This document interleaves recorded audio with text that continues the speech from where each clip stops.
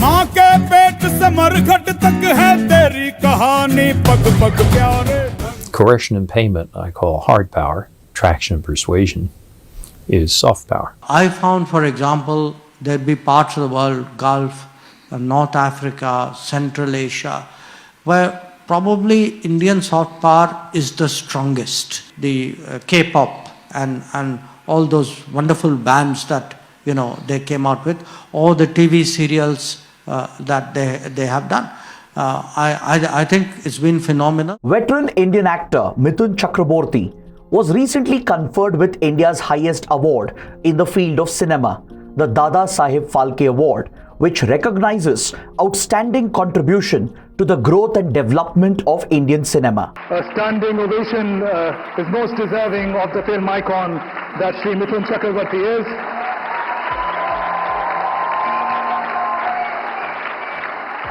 Congratulating Mithun Chakraborty, also popularly known as Mithun Da, in a post on X, Prime Minister Narendra Modi called him a cultural icon admired across generations for his versatile performances. This remark of the Prime Minister was a tribute to Mithun Da's trademark dance moves, popular songs, and the anti-establishment characters that he played on screen, which gained him cult status not just in India but around the world, particularly in the erstwhile Soviet Union, which includes today's Russia and Eurasia region, and as well as in China. The focus of this video is Mithun Da's inadvertent role in shaping India's soft power across countries, and how India's popular art, particularly movies and songs, can promote Indian culture, which later can become a tool for soft power diplomacy to shape the perception of India abroad. So let's dive a little deeper to understand this cultural phenomena. But before we begin, don't forget to subscribe to our channel for more such engaging content.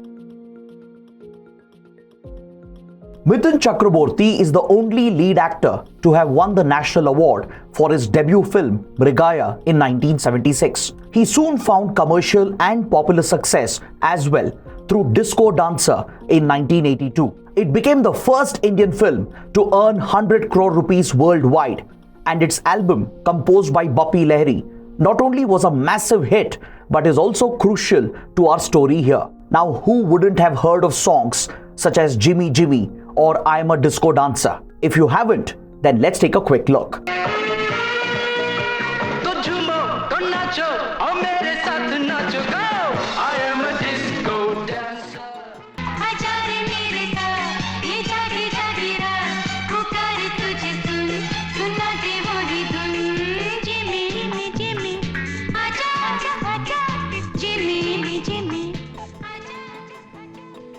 These songs became a rage in the Soviet Union, and till date they are played across Russia, Central Asia, and even Eastern Europe, from cafes to weddings and from concerts to reality shows. This genre of music was novel in India at the time, and that's where the genius of Bappi Da lies. It was derived from the disco genre, which emerged in the United States in the 1970s. They became a rage amongst Indian youth, with Mithun Da as the hero of those soundtracks. Outside of India, Disco Dancer was a sensational hit, particularly in the erstwhile Soviet Union, and it went on to become the highest grossing foreign film in the USSR. Its release reportedly created a stampede-like situation in Tajikistan, with one person being killed in the rush. Media historian Sudha Rajagopalan, who documented the popularity of Disco Dancer in the communist Soviet Union, wrote, "Disco Dancer became a landmark film in the Soviet Union, with its disco music and its tall, strapping, nimble-footed hero, won adoring audiences in the Soviet Union in the 80s. This was as much a tribute to the music of Bappi Lahiri as it was to the enthralling screen presence of Mithun Chakraborty.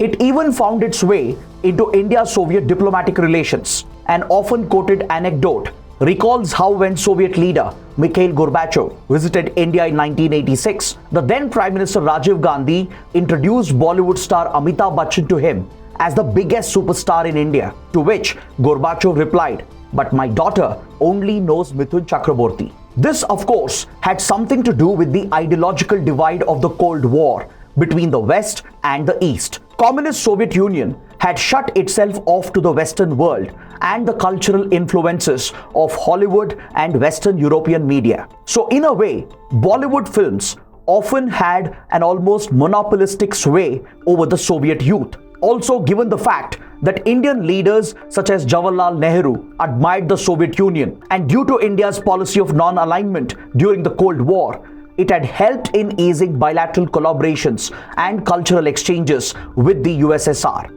The success of Indian films was due to other factors as well, such as the songs, the depiction of a unique culture, the emotional family-oriented dramas, and of course, the joyful endings to stories. But even by those standards, Disco Dancer captured the popular culture of the USSR like nothing before. Even today, fans of Chakraborty, music producer Bappi Lahiri, and the film can be found across Russia and Central Asia. In fact, when Bappi Lahiri passed away in 2022, his obituary in a newspaper concluded with the below lines. That's the impact he leaves behind. Mithun Chakraborty, along with actors such as Raj Kapoor and Amitabh Bachchan, gained popularity by offering a new kind of hero to Soviet audiences. Actors like Dharmender and Mithun Chakraborty were remembered as real men who were not only easy on the eye but also played heroes who were attentive towards their elders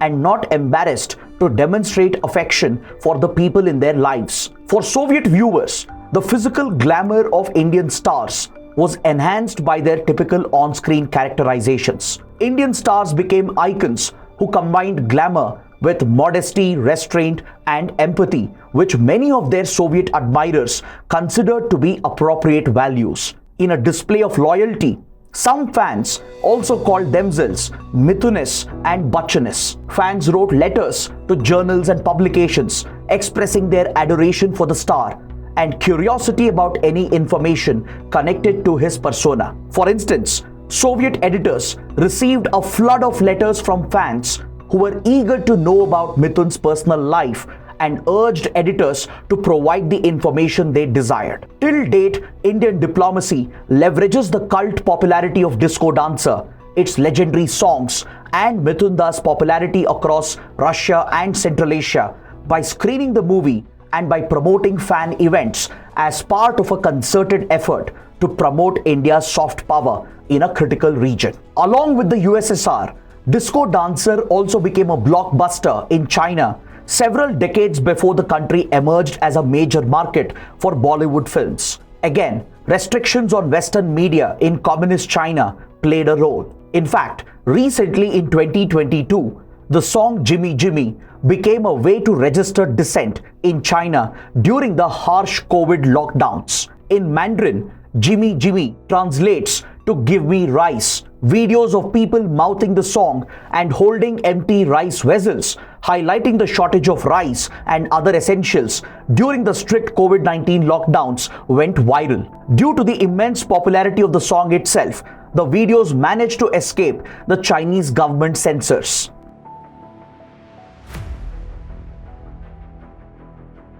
India's cultural export is not limited to Disco Dancer and Mithunda. Tamil icon Rajinikanth has a massive fan following in Japan and even in South Korea. The actor's popularity in Japan took off in 1998 when his film Muthu became a massive hit and ran in Japanese theaters for 23 weeks and grossed $1.6 million US. Something about Thalaivar's hyperbolic acting style, kinetic costume changes, and exuberant dancing improbably clicked with the understated and reserved Japanese audience. At the time, the bursting of the Japanese asset bubble had left both the economy and many citizens depressed. Rajnikanth's punch dialogues and impressive style provided laughs, escapism, and an antidote to the suppressed angst suffered by many Japanese workers. In a 2010 article published in the Hindustan Times,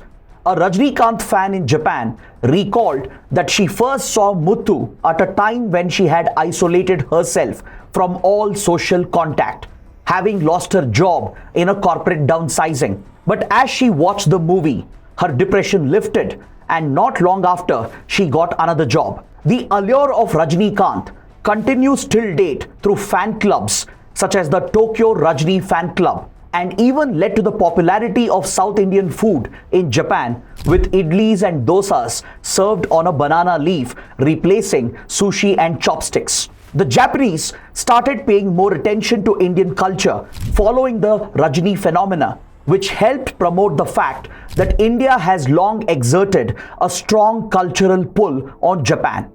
After all, Buddhism, a religion that is foundational to Japanese culture, was an Indian import.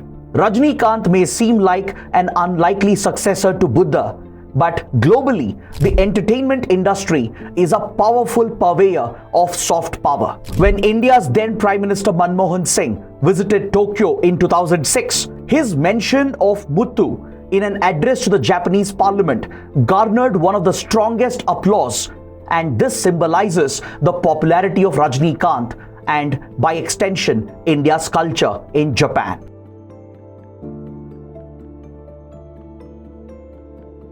In recent times, we have seen the impact of Indian movies such as the Amir Khan starrer Taare Zameen Par and Three Idiots, which went on to become one of the highest grossing foreign films in China.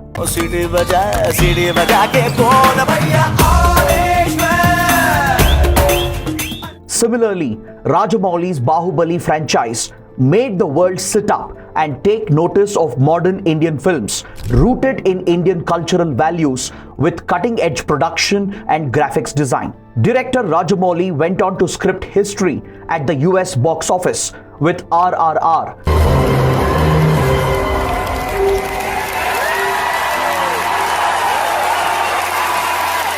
And the Oscar-winning song Natu Natu.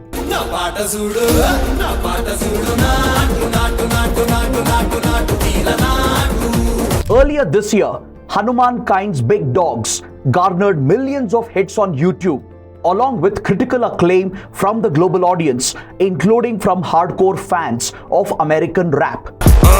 Yeah, wait a minute, get it how you live it.